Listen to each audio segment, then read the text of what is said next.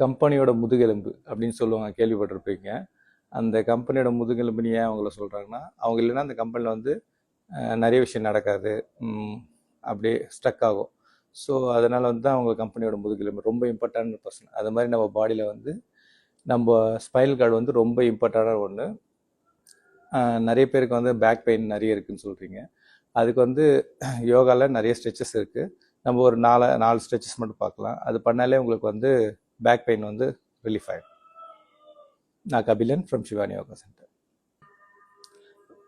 Back பெயினுக்கு வந்து first stretch வந்து என்னென்னா சைல்ட் போஸ் தான். கீழே உங்கள் கால் வந்து ஃப்ளாட்டாக வச்சுங்க.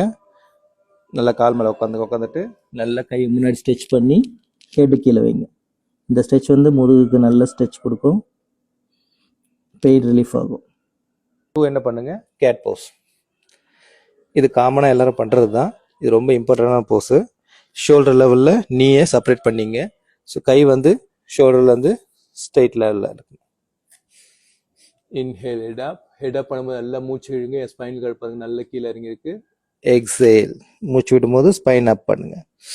Inhale head up, exhale head down. நல்லா ப்ரீத்திங் பண்ணணும். அதுக்கு ஏற்ற மாதிரி உங்கள் ஸ்பைனல் கார்டு வந்து நல்லா பெண்ட் பண்ணி அப் பண்ணும். இது ஒரு 10 கவுண்ட்ஸ் வந்து 3 செட் பண்ணலாம். Third one cobra Bose, Bhujangasana சொல்லுவாங்க.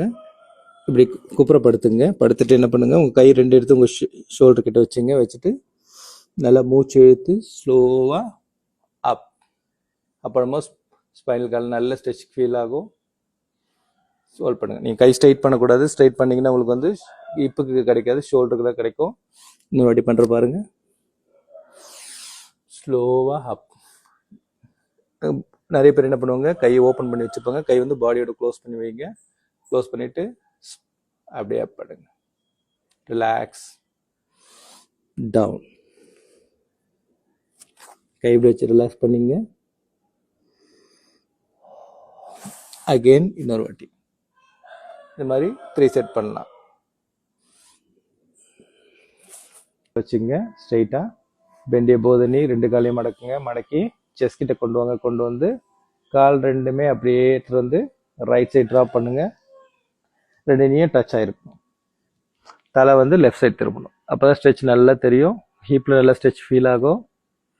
நல்லா ப்ரீத் பண்ணுங்க. ஒரு 10 கவுண்ட்ஸ் 3 செட் பண்ணலாம். அதே மாதிரி ஆப்போசிட். ரிலாக்ஸ். 4th exercise